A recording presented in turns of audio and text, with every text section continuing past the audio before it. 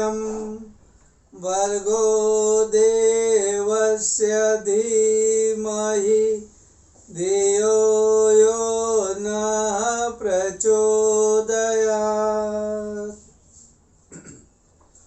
ॐ गुरुर्ब्रह्मा गुरुर्विष्णु गुरुर्देवो महेश्वरः गुरुर्साक्षात् परब्रह्म तस्मै श्री गुरवे नमः।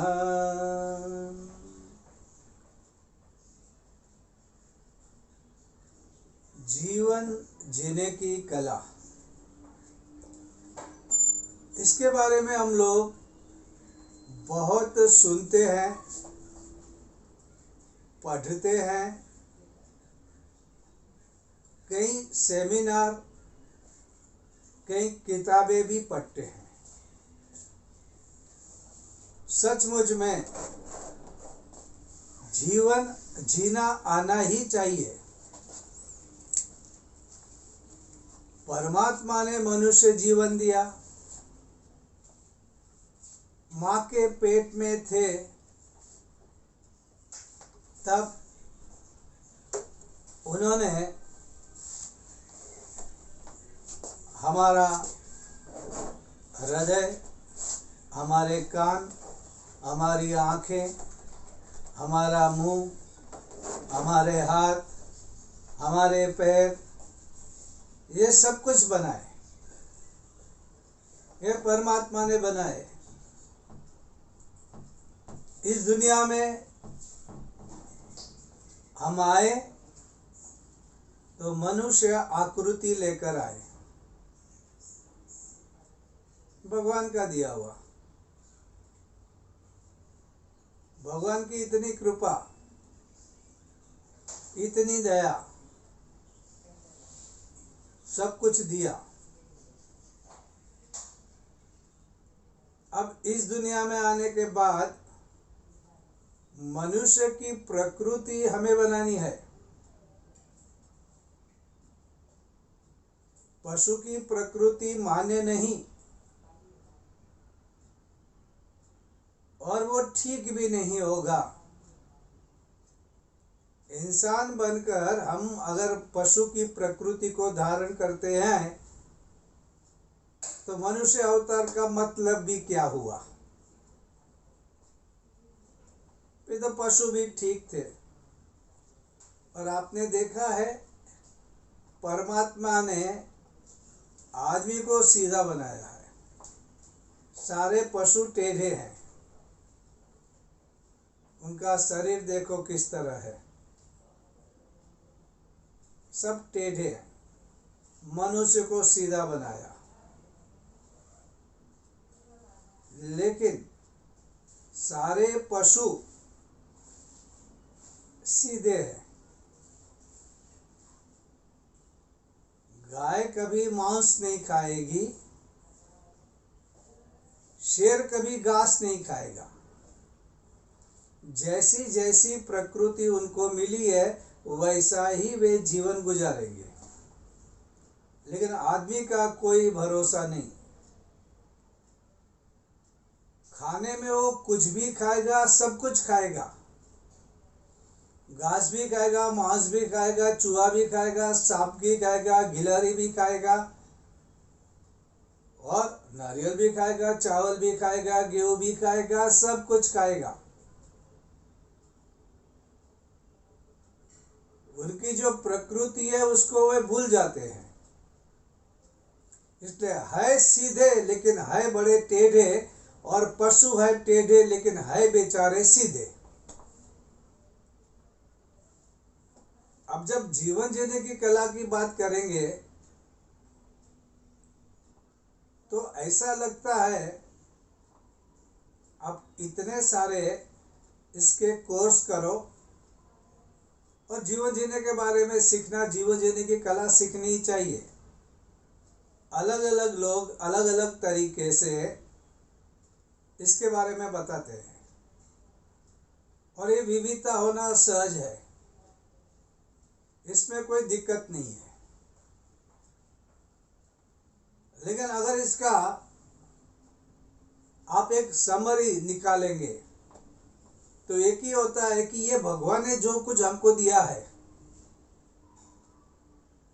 हाथ पैर, आंख कान, हृदय, ये पूरा शरीर, इन सब का सदुपयोग करना ही जीवन कला है, जीवन जीने की कला है। इसका गलत उपयोग किया तो जीवन की बर्बादी की। ये इतना आसान है, लेकिन जो आसान चीज है वो डिफिकल्ट लगती है। हाँ, आसान चीज और हमको अगर कोई चीज बिना मूल्य चुकाए मिली है तो उसकी कीमत अब नहीं करेंगे। अरे जन्मे ही और मुंह मिला, आंख मिली, कान मिली, कौन उसके बारे में ज्यादा गंभीरता से सोचता है। भगवान न करे जब कोई बीमारी आती है, कोई अंधा होता है, किसकी आंखें काम नहीं करती, किसके कान काम नहीं करते, किसके हाथ पैर टूट जाते हैं, उनको मालूम है कि हाथ की, आंख की, कान की क्या कीमत है। जब तक है कोई कीमत नहीं, जब नहीं है तो इंसान रोता है, अरे ये ऐसा क्यों हुआ। उसकी कीमत है। तो इंसानों को जो ऐसे ही मिल जाता है, हवा भी मिलती है, हवा के बारे में सोचेंगे नहीं, लेकिन जब ऑक्सीजन की बोतल लेनी है, उसके बगैर जिंदा रहना नहीं है। जब पानी की ज़रूरत पड़ती है, अभी पानी बिकने लगा है, तो पता चलता है कि पानी की कीमत क्या है, हवा की कीमत क्या है, ऑक्सीजन की कीमत क्या है। इंसान जब कोई चीज़ मिलती है तो उसके बारे में कभी गंभीर नहीं होता।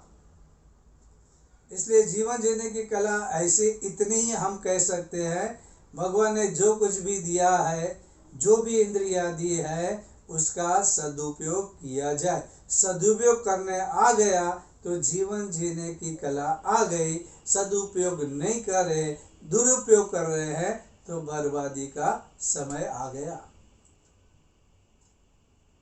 परम पूज्य गुरुदेव कहते थे, किसी भी चीज का सदुपयोग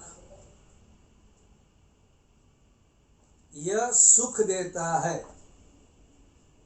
कोई भी चीज लो, सदुपयोग करोगे तो सुख मिलेगा। आंख का, कान का, नाक का, या आपके हाथ में पेंसिल है, आपके हाथ में लकड़ी है, आपके हाथ में कुछ भी हो, पेन हो, कलम हो, कागज हो, उसका सदुपयोग सुख देने वाला है, सुखकारी है, सुखदा है। लेकिन किसी भी चीज का दुरुपयोग यह दुख देने वाला है, यह दुख देने वाला है। आपके मुंह का, कान का, नाक का, आंख का गलत उपयोग किया, वो आपको सुख नहीं देगा, वो आपको दुख देगा। इसलिए जो इंद्रियां परमात्मा ने दी, उसका सदुपयोग करेंगे तो वह सुख देगा, दुरुपयोग किया तो दुख देगा। पेन पेंसिल से आपने कुछ गलत लिखा, गलत आकृति निकाली, दूसरों की बुराई की, आपको वो आज नहीं तो कल दुख देगा। कुछ अच्छा लिखा, लोगों के भलाई के लिए लिखा, प्रभु की प्रशंसा लिखा, सूर्य, चांद और समंदर की आकृति निकाली, आपको सुख देने वाला है, आपको वह सुख देगा। Very simple. इंद्रियों का सदुपयोग आपको सुख देगा, इंद्रियों का दुरुपयोग आपको दुख देगा। अगर हमने सदुपयोग किया तो हमने जीवन जीने की कला सीख ली, अगर गलत उपयोग किया तो हम बर्बादी के रास्ते पर जा रहे हैं। इसलिए संत महात्मा, परम पूज्य गुरुदेव और बाकी ऐसे संत, पवित्र ग्रंथ, ये सभी बार बार समझा रहे कि सही मार्ग पर जाओ, गलत मार्ग मत पकड़ो,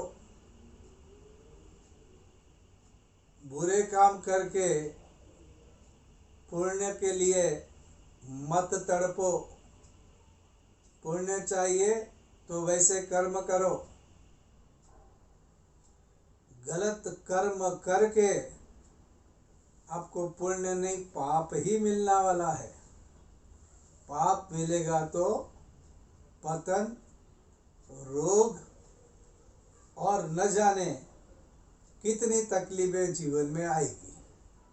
ये बहुत सीधा है। तो परमात्मा ने जो कुछ भी दिया है उसका सदुपयोग करने में आनंद भी है, अच्छा भी लगता है। जैसे हम लोगों ने पिछली बार कहा कि आदमी का मन ऐसा है, वो पतन जल्दी पकड़ लेता है, पतन की ओर आराम से जाता है। पानी का स्वभाव गिरना है, वो गिरेगा ही नीचे, लेकिन फिर भी यह हमारे लिए ठीक नहीं है। हमें ऊर्ध्वगामी होना है। हमारे ऋषियों ने हमें कहा है कि ऊपर की ओर चलो, ऊर्ध्वगामी। दीपक की लौ ऊपर की तरफ जाती है, यज्ञ में अग्नि ऊपर की ओर जाती है। हमें भी हमेशा ऊपर की ओर बढ़ना है, आगे बढ़ना है, विकास करना है, ऊर्ध्वगमन करना है। ये हमारे ऋषियों ने हमको बार बार कहा। लेकिन छोटे बच्चे की तरह ये मान लेते हैं भगवान ने दो कान दिए, इधर से सुनो इधर से निकालो। लेकिन इधर से सुन के इधर से निकालने में कुछ मजा नहीं। अगर निकाल दे रहे हो तो तकलीफ होती है। जब हम गायत्री जप करते हैं रोज, तो हम न्यास भी करते हैं। भावना ऐसी होती है, इन इंद्रियों पर देवताओं की स्थापना हो, ये इंद्रियां पवित्र भी बने, शक्तिशाली भी बने और बहुत समय तक हमारा साथ दे। हम लोग बोलते हैं ओम वांग में आसेस्तु। शुरुआत होती है मुख से। अब क्या होता है कि अगर हम इस इंद्रिय का सदुपयोग करते हैं, तो एक तो बोलना, अगर हम सही बोलते हैं तो क्या होगा, हमारे अंदर हमारे मन की शांति रहेगी, हमारे रिलेशन अच्छे रहेंगे, लोग हमसे प्रोत्साहन पाएंगे, लोग हमसे शीतलता पाएंगे, हम उन्हें मार्गदर्शन देंगे तो वो लेंगे। हम कहे हुए शब्दों के गुलाम हैं और जो नहीं कहे उसके मालिक है। एक बार शब्द निकल गए, धनुष से बाण की तरह निकल गए तो वापस नहीं आते। फिर आप लाख कोशिश करो, जिनके दिल को लगे वो लगे। तलवार और धनुष बाण के जख्म शायद अच्छे हो जाएं, लेकिन जबान से निकले हुए शब्दों से जो तकलीफ होती है वे दूर नहीं होती। रिश्ते टूटे तो टूट जाते हैं, अगर फिर से बने तो जिस तरह एक धागा तोड़ा और फिर से उसको हम लोगों ने गांठ बांध के एक किया तो गांठ की निशानी तो रह ही जाएगी। कहीं ना कहीं उन रिश्तों में कुछ तो कमी रह ही जाएगी। ऐसे रिश्ते हैं, तो जबान का गलत उपयोग ना करें। उसके बारे में अगर हम सावधानी रखें तो कितना अच्छा होगा। और इसी मुंह से हम लोग अभक्ष्य जो नहीं खाना चाहिए, अगर उसको हम खाते हैं तो हमारा आरोग्य खराब होता है। आरोग्य ठीक रहने के लिए आपको सात्विक आहार खाना चाहिए। भगवद गीता में भगवान कृष्ण ने सात्विक, राजसी और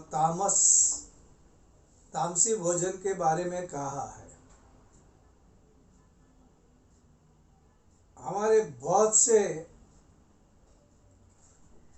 आरोग्य के बारे में जानने वाले हमारे ऋषियों ने भी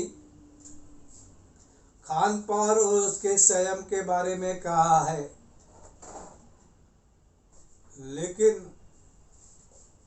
कोई परवाह नहीं करता।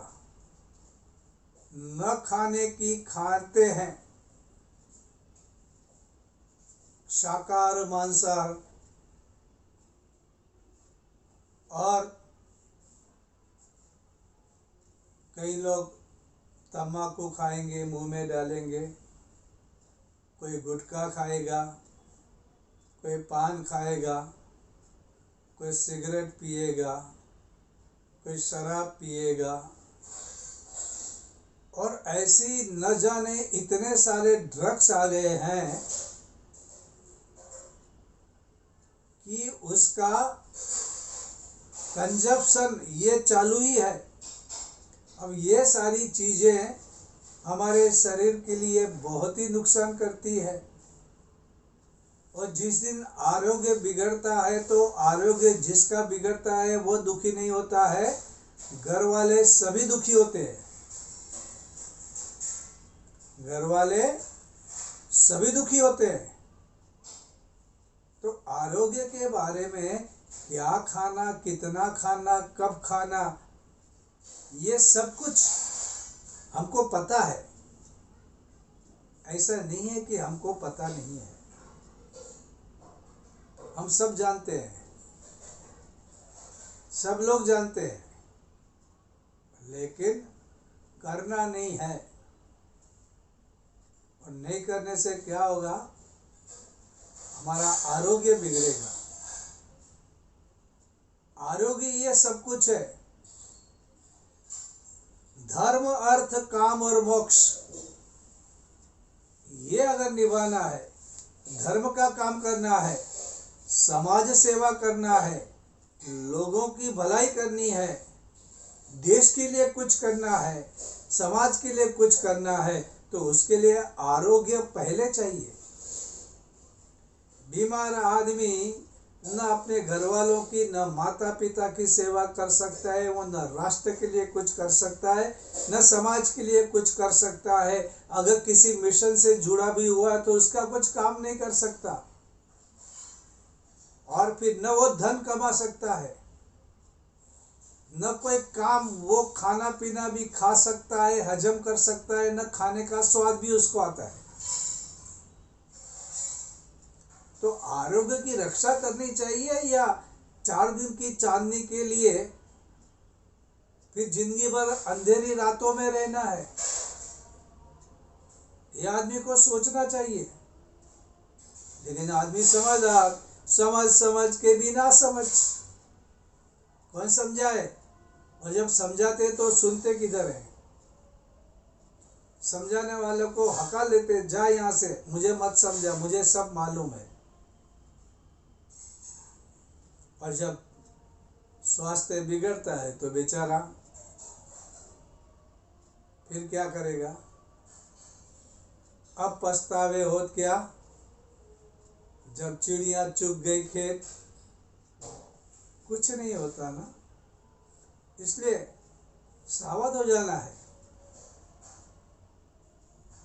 क्या बोलना है और क्या खाना है, कितना बोलना है, कितना खाना है, कब क्या बोलना है, कब क्या खाना है, ये सारी चीजें हमें समझनी चाहिए और उसका अनुकरण करना चाहिए। इसलिए ये हमारी इंद्रियां जो हैं, ये शक्तिशाली तब बनेगी जब हम उसका सदुपयोग करेंगे। इसलिए बोलते हैं हम वांग में आस्य अस्तु, ओम नसोर में प्राणस्तु बोलते हैं। नाक, ये नाक हमारा प्रतिष्ठा का केंद्र है, हमारी आन बान और शान। ये हमारा कहते हैं कि भाई नाक जो है ये हमारा ऐसा वैसा नहीं, नाक हमारा प्रतिष्ठा है। कभी भी इसके ऊपर ध्यान रखना है।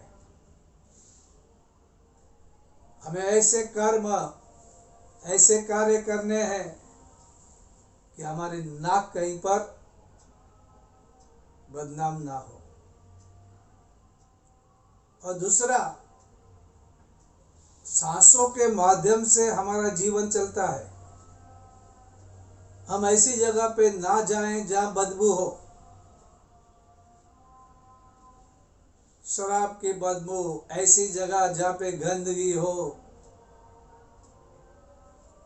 ऐसी जगह पे जाकर सांसें नहीं लेना है। हमें जाना है खुली हवा में, चारों तरफ पेड़ लगे हो, प्रकृति हो, कहीं हिमालय हो, कहीं बहती नदियां हो, शुद्ध सांस मिले और हम सांस ले, हम प्राणायाम करें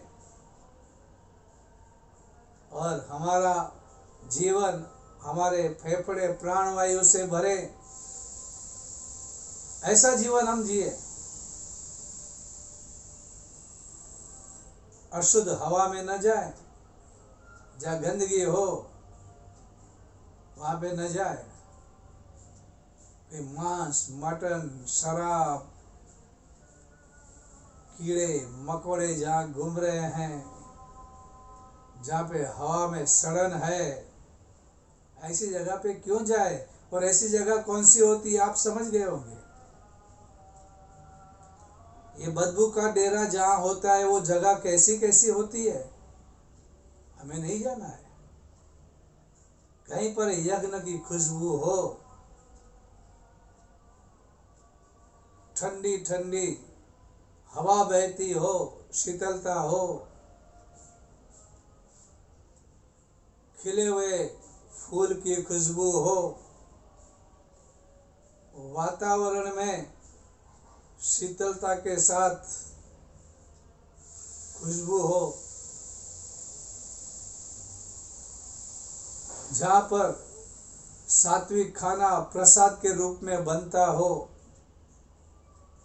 ऐसी जगह पर जाकर हम बैठे, कितना अच्छा लगता है।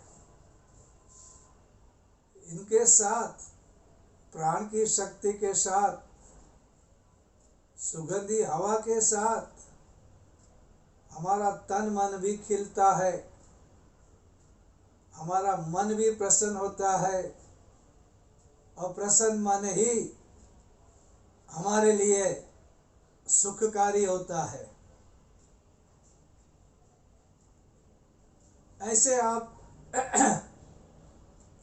हर एक इंद्रिय के बारे में आप जप करने से बोलते हैं और वो भावना को दृढ़ करते हैं। जब हम कोई चीज रिपीट करते हैं, अगर मुंह के बारे में करेंगे, आँख के बारे में करेंगे, नाक के बारे में करेंगे, कान के बारे में, अगर मुझे इसका क्या करना है ये रिपीट करेंगे तो हमारा जीवन का अंग बन जाएगा।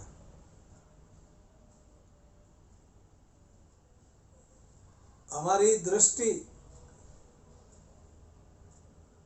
हम जब आँख की पूजा करेंगे, चक्षु, हमारी आँख, हमारे नयन, हमारी नजर, कहते हैं जैसी दृष्टि वैसी सृष्टि। आपकी जैसी नजर है वैसा नजारा रहेगा। नजर बदल लेंगे तो नजारा बदल जाएगा। इसलिए अब जो देखे शुभ देखे, कुछ भी अकल्याणकारी गलत ना देखे, गंदी चीजें, गंदे लोग, गंदी जगह पे मत जाए, कभी न जाए। खिले हुए फूल, चहचहाते पंछी, सवेरे का सूर्य, उषा की लाली, ये सब देखो और प्रार्थनामय हो जाओ। ये आपके लिए सुखकारी है। अब अच्छी अच्छी चीजें देखो, परमात्मा को देखो, मंदिर में जाओ, मूर्ति को देखो। भगवान की मूर्ति में आप सब कुछ देख पाओगे जो सुखमय, मंगलकारी और पवित्र है। आप जो जो देखोगे, जैसा जैसा देखोगे, आपका स्वभाव भी वैसे वैसे बनते जाएगा। आपके अंदर निर्भयता आएगी। आप कभी रात को डरोगे भी नहीं कि ये दिख रहा है वो दिख रहा है। आपको दिखेगा तो भगवान ही दिखेंगे। वैसा ही देखो जो शुभ है, मंगलकारी है। और इस दुनिया में बहुत कुछ ऐसा है, बहुत कुछ जो आपको देखना है। आप अपनी मन की आंखों से भी अच्छा देख सकते हो। मन की भी आंखें हैं। दुनिया भर का सौंदर्य आप देख सकते हैं। ये आदत डालो। और फिर कानों से, ये कान कचरा पेटी तो नहीं है।